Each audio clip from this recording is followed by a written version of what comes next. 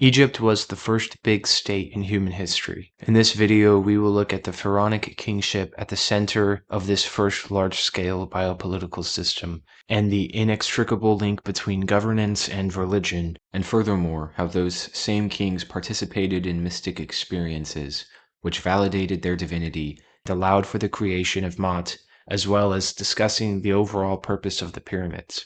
At the beginning of each reign, the pharaoh would set out to establish their royal cult.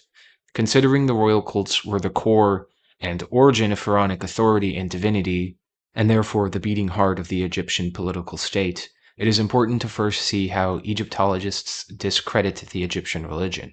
It could also be said that there is no point in studying Egypt to any real degree without acknowledging their rich mystic tradition. Early Egyptologists called them semi-barbaric, never disentangled their philosophy from the crudest theology, and even how the Greeks were tricked by Egyptian priests.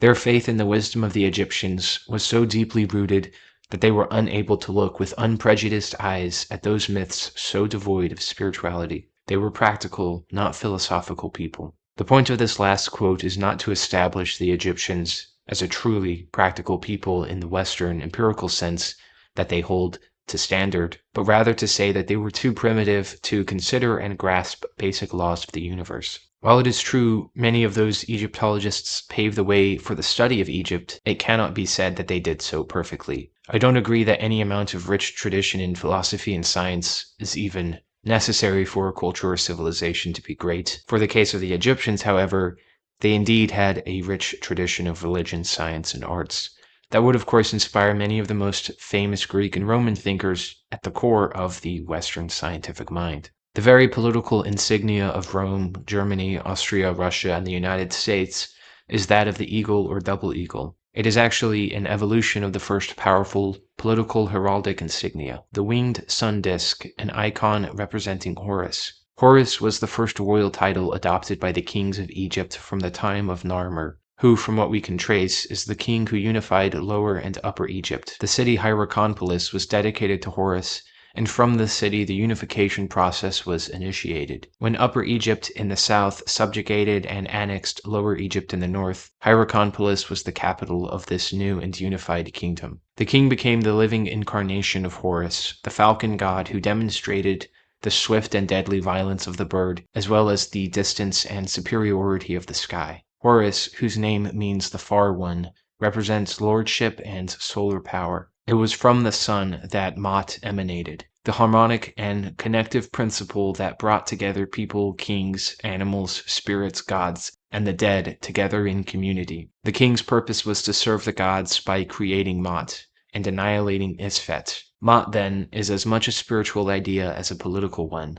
Social harmony and justice accompanied fertility and prosperity. To this end, a newly crowned pharaoh first had to establish their personal royal cult. It was a temple complex and served a great many functions: to validate their relationship in the divine genealogy, to create a unique administrative center, organizing a large labor force, major developments in craftsmen and specialty and skilled workers, technical knowledge of mathematics and engineering, distribution of food, trade and resource acquisition, artistic and scribal specializations, new transportation systems, and so on, with all the intricacies of large-scale city projects. The very process of building the royal cult created Maat. Each pharaoh was motivated to be greater than their predecessor. The legacy they would leave was tied to the afterlife, and in order to be great, the pharaoh had to make Egypt great, which entailed creating Maat, the social harmony and justice that furthered the prosperity of the land and people. Although it is often believed the temple complexes served as the mortuary cult for the king after they died,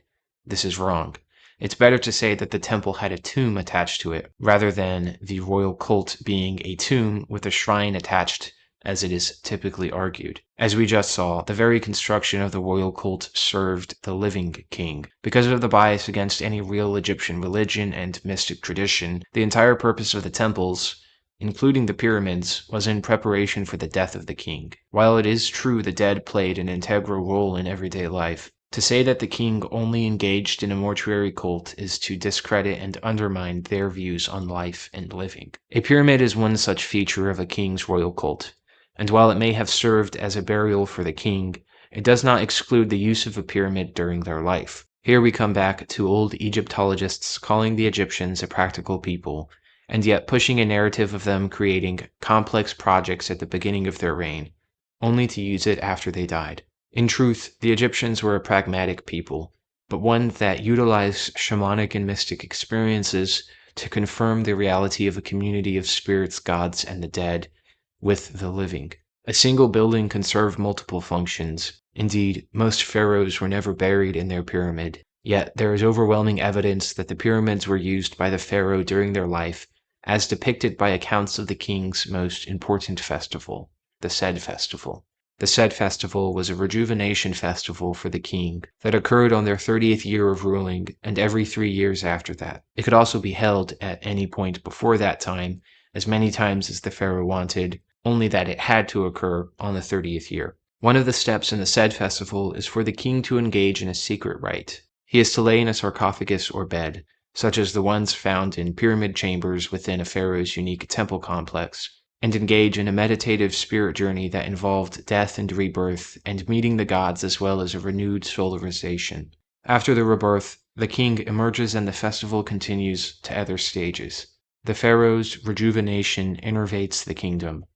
The king is the central nervous system of the land, and through ecstatic awakening of his own body, through the solarization of his god, then charges the kingdom with the newfound vitality. I agree with this sentiment that the Great Pyramids have been romanticized to the point of redundancy, the New Age spirituality taking any meaning from Egyptian spirituality, in the same, though on the other side of the coin, that the empiricists did. The results are the same. Nothing is ever recognizable of the past because either they lived with secrets connected with nature in some metaphysical state of infinite play, or too primitive and superstitious that nothing is applicable or even worth mentioning. I don't like either attitude. What we can say of the individual pyramids of each pharaoh's royal cult is this: the legitimacy of their ability as a king to organize the workforce, to cement their legacy and divinity through that great work and contribution to the kingdom, an administrative core and a ritual meditative space.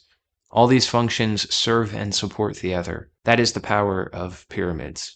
That it provided some level of sensory deprivation is probably true. Perhaps even some features to support the seizure experience, such as oxygen levels, manipulation of light shafts, and maybe, most importantly, the attitude of excitation that could come from creating a grand space and associating it with the ritual of seeing the gods and solarization. Beyond those basic functions, which can be achieved in a variety of spaces, I don't care so much. Not to detract from any further potential uses of pyramids, simply to highlight the study we are worried about for this video. The pyramid serves the king, both as a symbol of his rulership and connection to the divine, as well as his personal ability to have a near-death-like experience which validated the rulership and the connection to the divine in the first place. To that same end, pharmacological substances may have been used to help with these states, and generally for shamanism, though it is still partially beside the point. The state is what matters more so than how it is reached. Both are important, of course, but overemphasis of the circumstances romanticizes both man and plant or man and temple. I'm more interested in what that state is, and what, if anything, can be done with that state. For this, it is the purpose of kingship. Thankfully, we have already done so. Sleep activation into near-death seizure.